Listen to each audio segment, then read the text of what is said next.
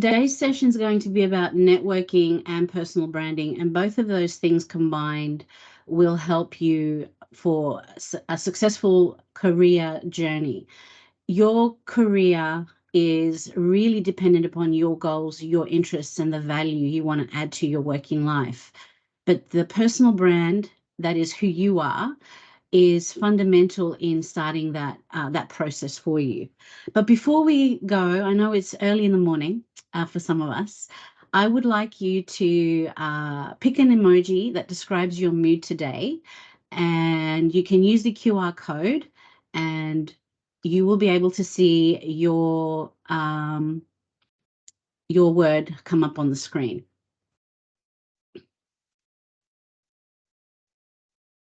Or your emoji come up on your screen.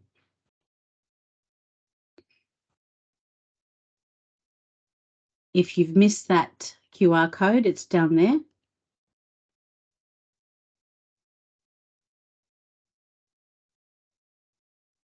Thanks for that. I'm a bit old. I take a little bit of time to do these things these days. That's okay.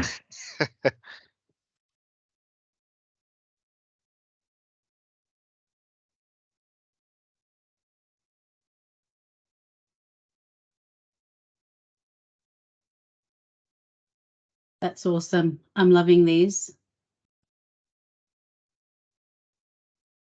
Yeah.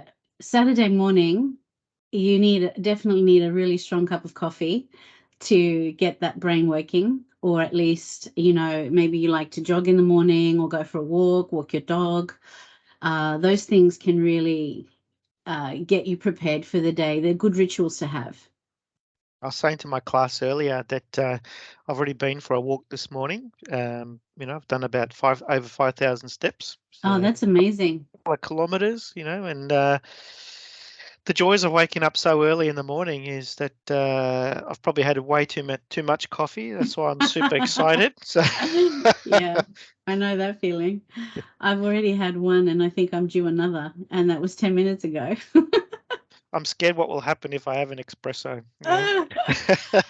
These are really good words. Look, it is Saturday. I totally appreciate that some of us may be feeling sleepy, tired, cold. I'm also loving the strong, the excited, the interested, the motivated. When we come to networking, we bring a lot of these moods to it. And one interaction with another human being can actually transform our day. And so, this is my first session of the day, and you're all helping transform my day. So I'm excited to start my day with this networking talk. Thank you so much for contributing to that. That's really cool. I will share this with Robert later.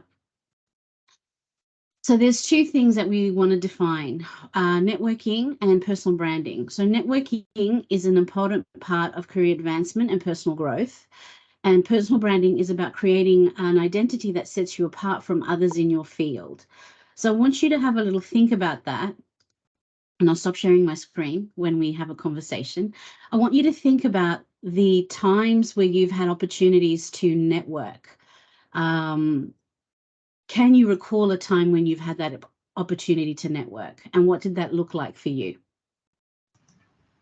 Yes. So I'm a nurse and I work in a GP practice, and we get a lot of drug reps coming in to for their companies to promote medications and things. So we as nurses, they come to us as networking because we're with a lot of the patients from all the doctors. And we build kind of contacts with them. We get free samples of different stuff from them. So we have a whole folder binder of their business cards that we keep, and their names and what they do. And there's certain people that come for years, and they become your friends when you see them, and it's good. Yeah, that's a great example, actually. And I like the fact that your organization keeps a record of these networks, because it means that when you're having a team event or a team discussion, and you may have identified a patient that is struggling with a particular medicine or drug, you have at your fingertips a traditional word, Rolodex, so to speak, of people at your fingertips that you can call or message or email and say, you demonstrated a particular drug for us last time. We'd really like you to come back in. And that's how you build business. That's how you generate revenue. That's also how your organization and yourself will build expertise in your space. That's what's going to make you different as a nurse from somebody else. Does anybody else have another example? Thank you for sharing that, Orla. Does anybody else have another example that they'd like to share, or even if it's closely resembling a networking experience?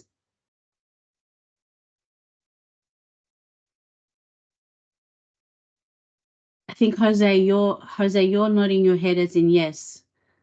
Is that wanting to share, or you're just going to type something in the chat for us? Anybody? No, it's fine. Okay.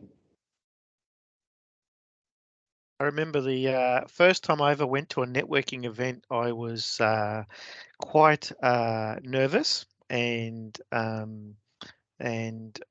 yeah, so it felt a bit stressful the first time I did it, because I just wasn't sure how people would receive me, how I would come across with engaging people and things like that. And I would think about, did I have the right pitch, or Yeah. was I coming from a place of authenticity and things like that. And once I started doing it a few times, every time I did it, the more I did it, the more I got confident with it, and it got to a point where it was moved from being nervous to actually being excited and using that energy for that. Yeah, that's great. And you've touched on you must have done this before, Robert.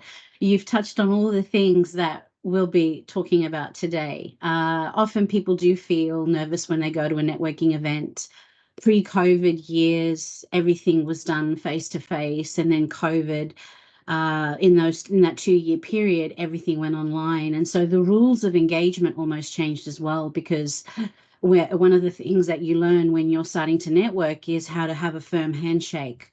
Once COVID hit, we were no longer handshaking, but we were bumping elbows.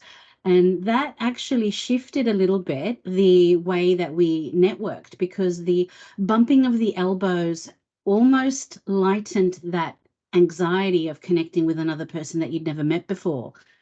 So some of those techniques we'll get to talk about as we go through the next half hour. So thank you for sharing. I'll go back to my slide and share with you the next thing I wanted to talk about was personal branding and how closely these two things are connected.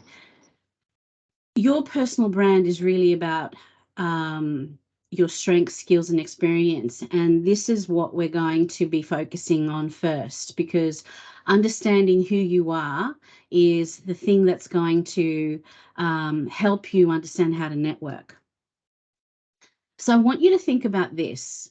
I want you to think about what you think your unique value proposition is. And those 3 words are words that we often use in marketing and in business, especially when you are trying to generate a new target. You're trying to promote your product to a new target market, or you're trying to come up with a business model that is going to get your product sold.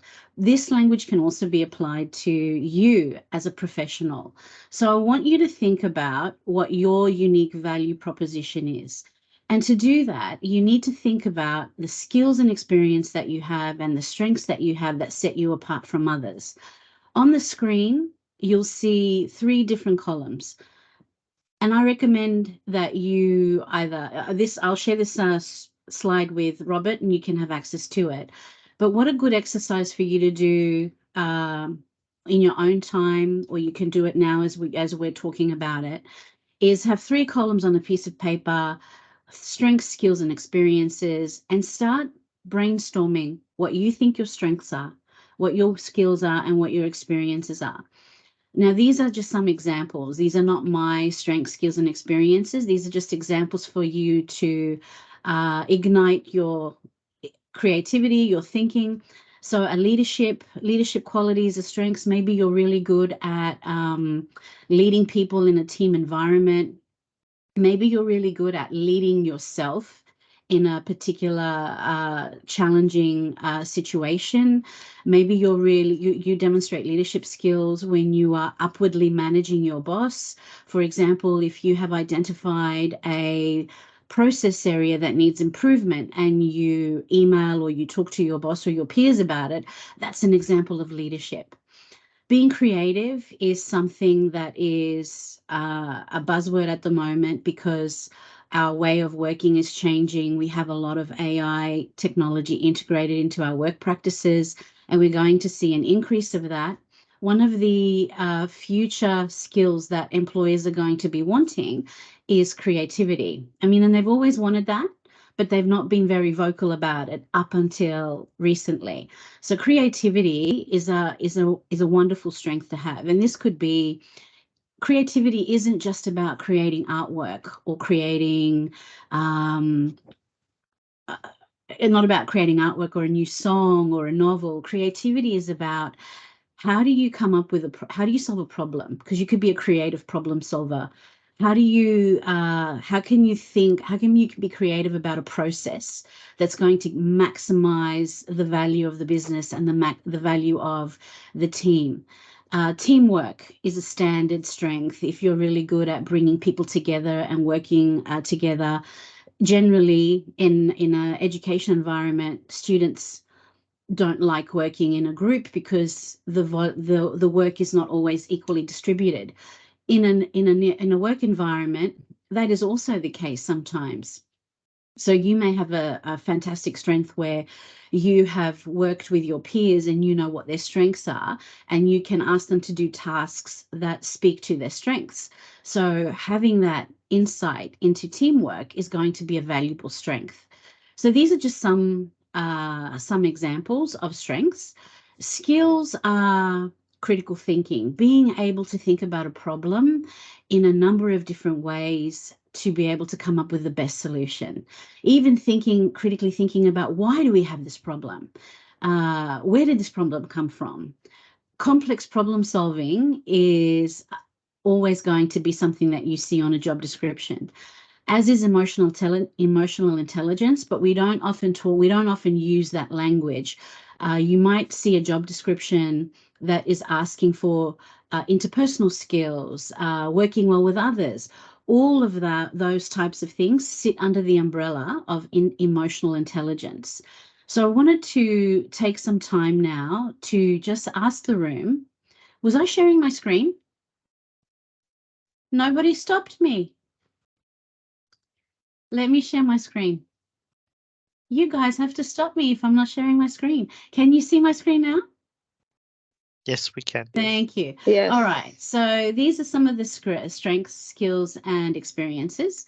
These are the strengths I was talking about. So can I have, I'll leave that open and I'll have you on the side. Can I have someone think about what a strength of theirs would be so we can talk about that?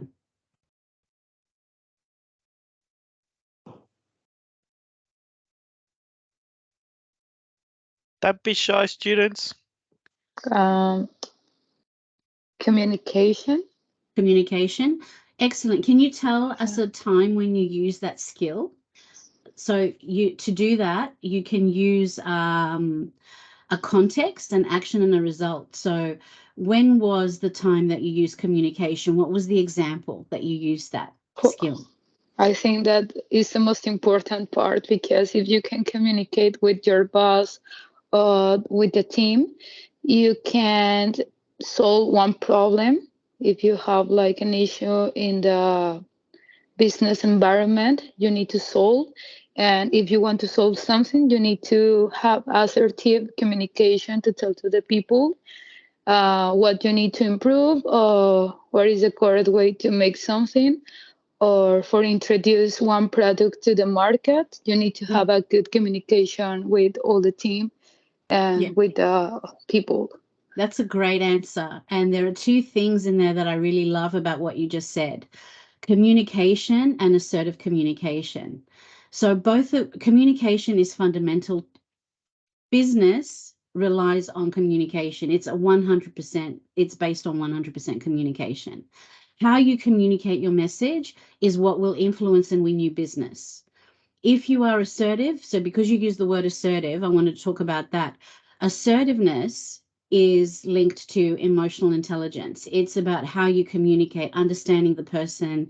If you have a problem, the team has a problem, and you need to communicate that to your boss. What's the best way to communicate that? Would you go to the office and say, I'm really angry, I want to talk about this? Or would you present the case and say, this is the context of the problem, these are some solutions that I think that we should look and discuss with the team to achieve X, Y result. So how you approach that communication can win you influence, can sway the business to your way of thinking. Communication is, the way you've described it is exactly spot on. Does anybody else have a strength that they can share with us that they have? Please don't be shy. This is your opportunity, and this is a safe place to test some of your ideas out, because this is, yeah, Orla, go for it. Sorry, I was going to give someone else a chance, but I'll go again. Mine is teamwork. I've worked in lots of areas where we've had a lot very good teamwork, and then areas where there was just no teamwork. And I found when you're in areas where there's no teamwork, you can get very overwhelmed with with your workload, and you feel like you can't ask for help, and that's just not conducive to like a good working environment at all. So I just have found teamwork is really important, and if you play well as part of a team, it just makes your day easier, it makes your work easier and lighter, and just more enjoyable. Yeah, and this is a great answer as well. The answers that we've had so far are so woven to emotional intelligence. When you're working in a team, if you don't understand your team, you can't really communicate and connect with them. You can't tell them that, hey, I really need your help, especially in your line of work, which is reliant on teamwork. You really have to have built a really good network and relationship with your team. So thank you for sharing that. Is anybody else got some skills, strengths, that they want to share? For me. Yes. Who was going to say, is that Fabiana or somebody else? Okay. For me, it is the interpretation of the situation, because in many situations, the people don't understand the communication, don't understand the situation. It's difficult all process involved. Mm-hmm. Okay. Thank you. Does anybody else want to share? Yeah, for me, my strength is flexibility. Because as an employee or an employer, we have to be flexible in adapting the changes of our markets or the changes of the world. Absolutely. If anything, the last 2 years or 3 years now has shown us is how incredibly flexible human beings are. And that comes sometimes at a cost of emotional intelligence, but flexibility is also a fantastic strength. Let's move to skills. Now, you should, I don't like using the word should, so let me rephrase that word. I encourage people to start thinking about what their skills are. As you progress through your coursework, as you do different jobs, because I know you're international students, you're going to be testing different jobs. Every time you start a new job, have a work journal, and I write down what that skill is that you used in that day. So maybe you were asked to organize an event if you work in hospitality. Write down the skills that you used to do that event. You'll find that the skills that you are developing are transferable, and they are transferable to any job. So the more you understand what those skills that you have are, the easier you will be able to look at a job description and match that skill to the job. Then you'll be able to talk about it. So a work journal also gives you information. One of the things that candidates struggle with when they go to an interview, or even when they're talking to another peer or a professional in the industry, is explaining how they use that skill. being able to have a work journal that says, today I organize an event for a wedding, a business lunch, and I did XYZ. Being able to do that in your work journal means that when you get asked the question, tell me about a time when you were able to coordinate a team, you have the answer in front of you. You don't have to think too hard because it's documented. And that work journal becomes a Bible of who you are, of your brand, of the skills and the strengths that you have.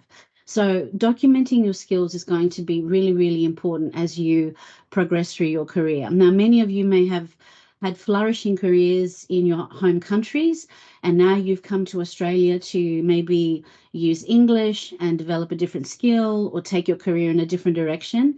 This advice is true for that as well. And your experiences when you are in Australia and you're traveling through, you don't have to just rely on a paid job. You can get volunteering, you can do an internship. If you are studying marketing, for example, and you want to become a content marketer, you can build a portfolio based on blogs that you've written and SEO that you've used. If you're a graphic design artist, you can create your portfolio around that as well. If you are a business, if you're an entrepreneur, then you might want to document pitches that you've drafted for particular products. So there's all ways that you can amass experiences to get to build your brand. But also there's other places that you can go like Fiverr and Bark where you can actually sell your services. Do you have any questions for me around this?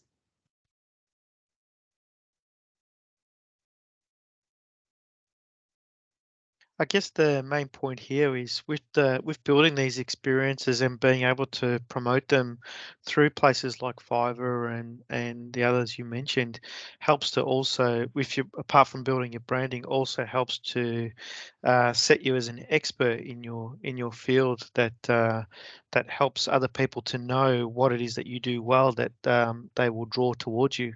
Absolutely, and that's what becomes the unique value proposition. So everybody here, sorry, Robert, do you know what everybody's studying in this room?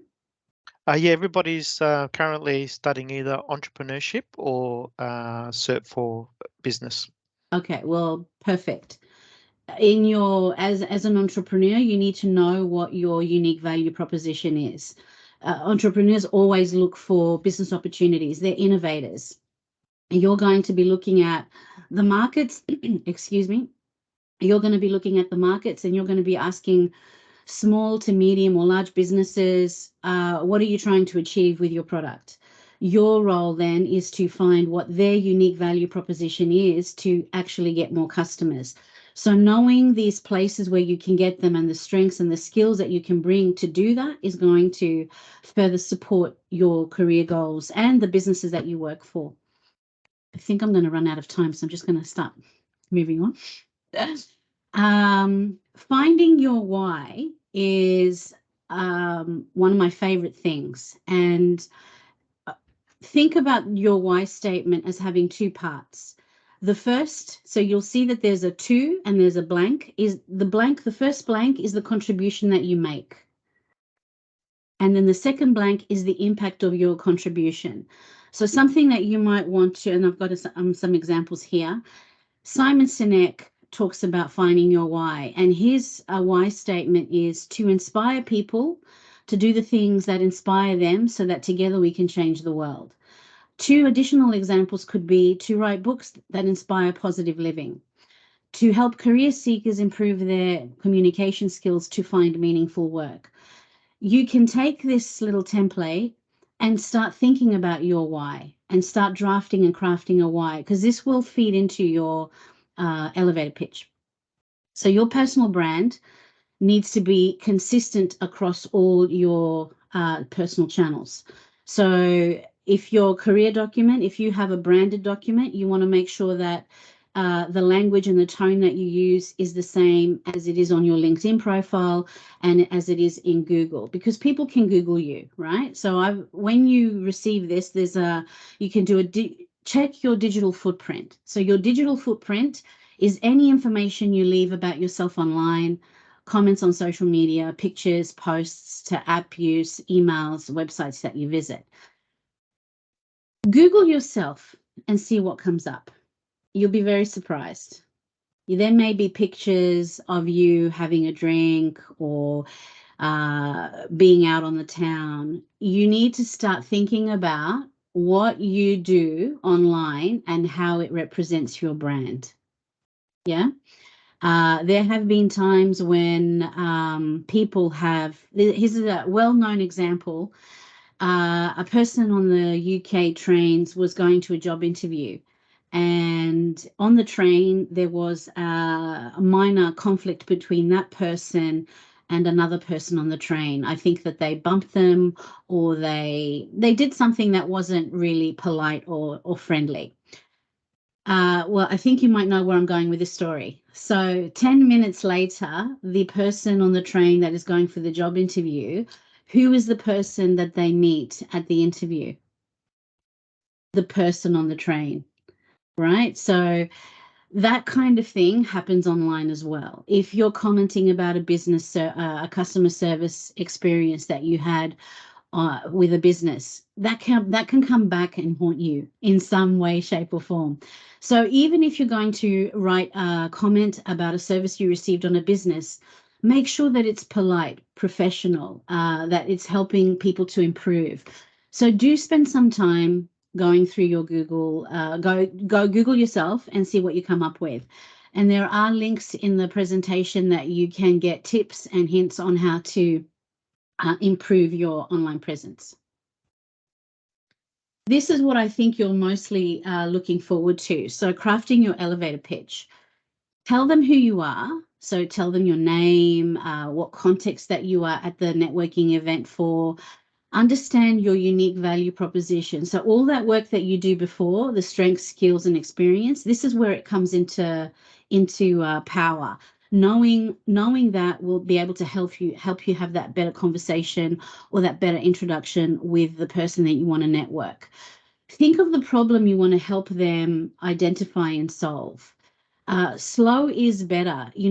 Taking your time to articulate and express what you want to say is going to have a more meaningful impact. If you rush through it, and most candidates want to rush through their elevator pitch, they will say, "Hi, my name is Elizabeth. I'm studying Certificate 4 in Marketing, and I really want to know about how I might be able to get a job in your company." They go really, really fast. But if you change that a bit and say, and actually an elevator pitch is a conversation.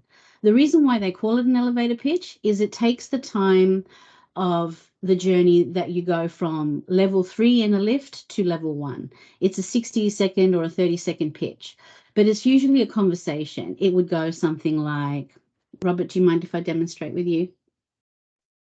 Hi, Robert, my name is Elizabeth. What brings you to this networking event? I'm here to meet up with new potential partners. Oh, what would you like to partner with? Well, I have a small wholesale business and I'm looking to expand my unique clothing brand to retail stores. That's excellent. I work in marketing and I work with a team that can probably help your business identify the areas that they want to hit. We could look at your content management. We could look at your SEO. We could look at your target market. Is this something that you'd be interested in taking up, maybe having a phone call or a coffee later on to talk about? Sure, as long as it's not too expensive. No problem. It'll be a free consultation. So that's an example of how you could network with someone at a networking event that is trying to find people to help them with their business. You notice that it wasn't me just talking, it was asking questions, identifying what Robert wanted, and then I was able to identify the problem and offer a number of solutions that we might be able to talk about. That's what you ultimately want to do as well. So your body language is really, really important. When you're online like this, there's not a lot of body language that we can see. Like I can see people doing this. So that means that you're thinking. that you're interested. So some people are leaning forward. So that means that you're curious. Sometimes we can pick up on different body language, but when you're face to face, your whole body is moving. Like I have European origin, so I'm Greek. I speak with my hands. I speak with my whole body. So if you are from different parts of the world, you may have some body language that is typical of your culture as well. And did you know that it takes only 7 seconds for people to make 11 impressions about you? I find that an incredible statistic. So how you use your posture, your eye contact, the volume of your voice, the tone of your voice, your facial expressions, the clothing that you wear, the handshake or the bumping of the elbow that you do, all of that says something about you. So think about yourself next time you meet someone and do a quick pause and reflection on how did you present yourself? How did your body language come across? A really great way to practice is to record yourself practicing your elevator pitch. Think about all those things that are on the slide. Did you sound confident? And do this with someone that you trust, someone whose opinion, they know you really well and they know your tells. A tell is, do you fidget when you're speaking or you're standing, or do you play with your hair? Are you playing with your hair when you're practicing, or do you have something that you do that will show your nervousness? Are you giving too much information or too little? So look through those things as you record yourself and practice, and then get some feedback. So an example elevator pitch, if you use this format, it could be what problem, excuse the spelling, what problem do you solve? So this example is for a mechanical engineer. So I interpret complicated technical problem drawings. So if you were wanting to do this for a marketing person, you could say, I create actionable search engine optimization keywords. Interest. Why are you passionate about solving the problem? I enjoy connecting AI with manufacturing so that businesses adapt to non-traditional manufacturing processes. If you were using that for marketing, it would be, I enjoy coming up with keywords that will achieve results to help you achieve your KPIs. What qualifications do you have for solving the problem? This could be that you have a certificate for in marketing or a qualification in entrepreneurship or whatever your qualification is. And then you always have to think about a call to action. What do you want the listener to do?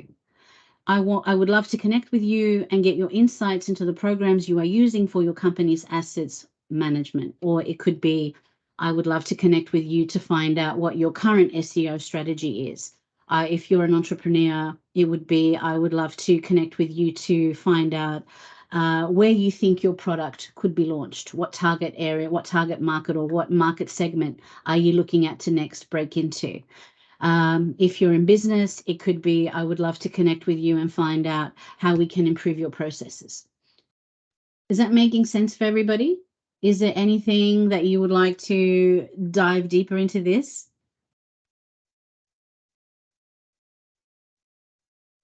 I don't know if Jeanette's talking to me or somebody else. Somebody else. Okay. No worries. Here are some statistics for you about the value of networking. 7 out of 10 job openings aren't publicly advertised. So that your job, your dream job, it may not be advertised. 70% of people report that networking helped them find their current job. 1 in 4 professionals worldwide have established new business partnerships by networking on LinkedIn. And 35% of people report that a casual conversation on LinkedIn has resulted in new career opportunities. Now, I absolutely love LinkedIn, and I will leave my name in the chat for you to connect with me. Connect with me, and you can, I'll be happy to have conversations with you privately. For me, networking and LinkedIn is the #1 networking platform. You can go on there and you can see jobs that are advertised reach out to the hirer and ask them to have a confidential conversation about the role, even to just test if your skills and experience would suit the role before you go into the whole process of applying for a job. If you're looking to generate business for a company, that's also another way for you to communicate with people, find new business that way. Business development is purely done is done on a lot of platforms, but a lot of people are now using LinkedIn for business to business networking and finding opportunities. How am I going for time, Robert? We've got about 7 minutes, Okay. 8 minutes. So knowing what you know now, why do you think networking matters? I'm going to ask a few people now. Anna Carolina, why do you think networking matters? I think it's the way that you can share your company, like, or your product. So I think it's important to be known in the market, because if you're not known, how you're gonna sell it? Yep. Yeah, that's a great one. Cesar had his hand up before, but he's missing now. Do you want to share? Yeah, for sure. Thank you. I think networking matters too much to connect, not only and knowing what it's missing on your own brand, just talking about the strengths and the weakness of your own business with the feedback that you receive from other experts on some topics that you don't have notion of it. That's great. That's really, really good. That's exactly right. Networking can do so many things. It can help you conduct a SWOT analysis on your own business based on what you hear from experts say. So that's really good. Does anybody else have anything else to share? Because I'd like to answer some of the questions in the chat as well. SB? For me, networking matters because you can build relationship, you can widen your connections, and at the same time, it's a one way of having a benchmarking with the how to improve, and at the same time come up an idea on how to improve your own business. Excellent. Look, I'm going to stop sharing. I will share this presentation with Robert, and you'll be able to look at the rest of it. But with my few minutes left, what I really wanted to do was look at the 3 comments on the chat. And Denise said that she would like to learn to network and create new relationships, learn about the details of how to share your business. So hopefully you've gotten some information today. Networking is a really big topic. So you've got some information about how you can start that process of sharing the information for your business. Anna Carolina says that her goal is to network herself and her company wisely. So some of the strategies that we talked about, for example, LinkedIn is a great place to go to network, but also look at job meetups, like networking events that you can find in Eventbrite, through the school. The school may also, your teachers may also give you information about where you can network for your businesses if you're a startup. Do your research. Go find where other entrepreneurs live. Where do they go to have ideas? There's so many collaboration spaces like WeWork that you can also go. They advertise what's on their website, and you can pay for the day to go and talk to other innovators, other entrepreneurs. The more research you do about where the people, finding your tribe is really important. That will help you figure out where you network and how you connect with them. And the last one, Cho is saying, apart from all of beneficial ways for being successful in networking and personal branding, any things we should avoid? Yes, my top tip is don't overshare.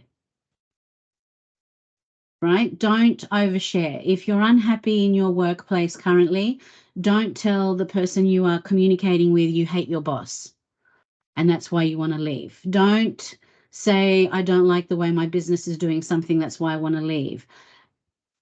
Don't overshare, but reframe the problem that you're experiencing and find out how you want that new company or what value you want to bring to that company. Don't overshare.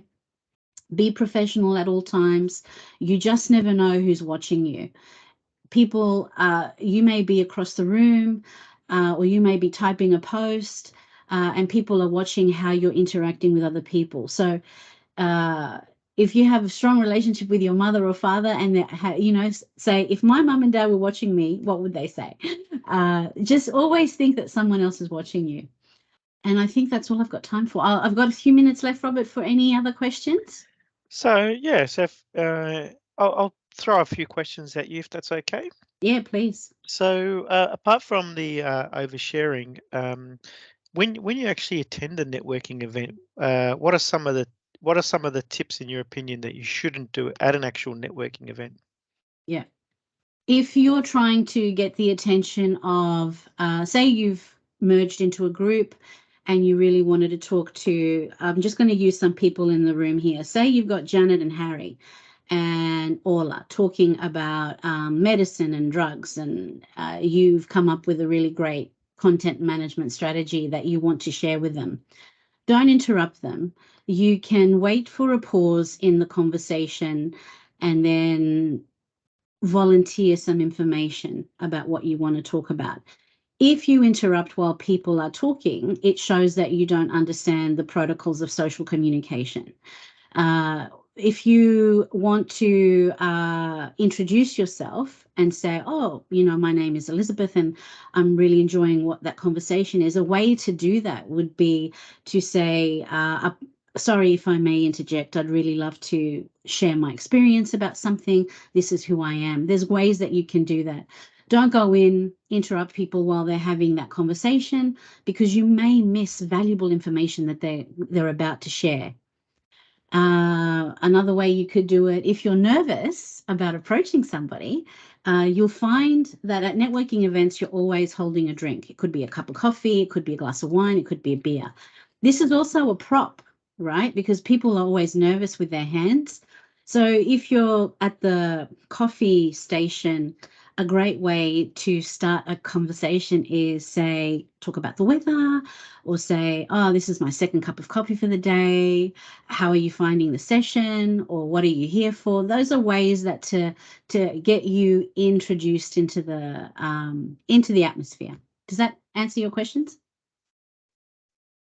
Awesome. Did you have anything else? Well, we're about to run out of time, but that was Okay. really great. Thanks. I'm sorry. This is my No. favorite topic, so I No, can that's talk great. about it Look, for hours. I could give you another 40 or 50 questions just off the top of my head. That's awesome. Well, if the group does have questions, feel free to get them to me and I would happily write an answer to them. Yeah, but thank you for contributing today and joining our group and presenting. That was really great. And we appreciate your time for today. No, thank you. Thank you for everyone for asking questions. I hope you get something out of it. Christian, you had a question? Yeah, good morning for all. Maybe I'm Colombian, yeah. Yeah. What is the more polite way to get this network here in Australia? It's like if I am new in the country, yeah. What is the polite way where you can say, friends, I have an idea for a business. We can have a brainstorm in a week. Is normal? Yeah, exactly what you've just said. I love what you just said. You could say, hi, my name is Christian. I'm from Colombia.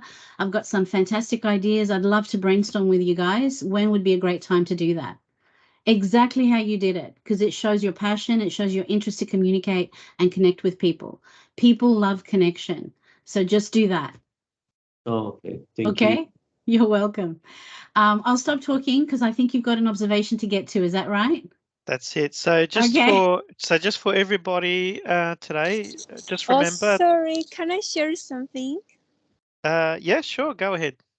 Oh, thank you. I think it just is just I wrote two phrases, and I think is when you put your heart in the service, at the service, everything works. Yes. I think is the people say like everyone is addicted to something, and what better to be addicted to the service. Yeah. Don't worry for the money. The money is a consequence, between that you say, Elizabeth, between that connection with the people, because you do you want to help them? Do you want to create like connections? No, to what I can do for you, how do you can help, how I can help you. No, it's really nice when the money comes from that consequence. Is really nice, and I think don't worry for the money, and just it's very important. Like take your values. Don't let the people it's very important. Run away from the people. Toxic or negative is not good. Just run away and don't worry. A lot of people is great and help you. And when you work with your heart, everything is free. You don't feel nervous. You don't feel nothing. It just works. Laura, that's a beautiful way to end the session. Passion is really important. So thank you guys for sharing. And Robert, thank you for letting me do this anytime. I'm happy to come back. It's been really lovely talking with you guys. Have a wonderful day and good luck with your observations. I'm sure you'll nail it. And everybody, make sure you go back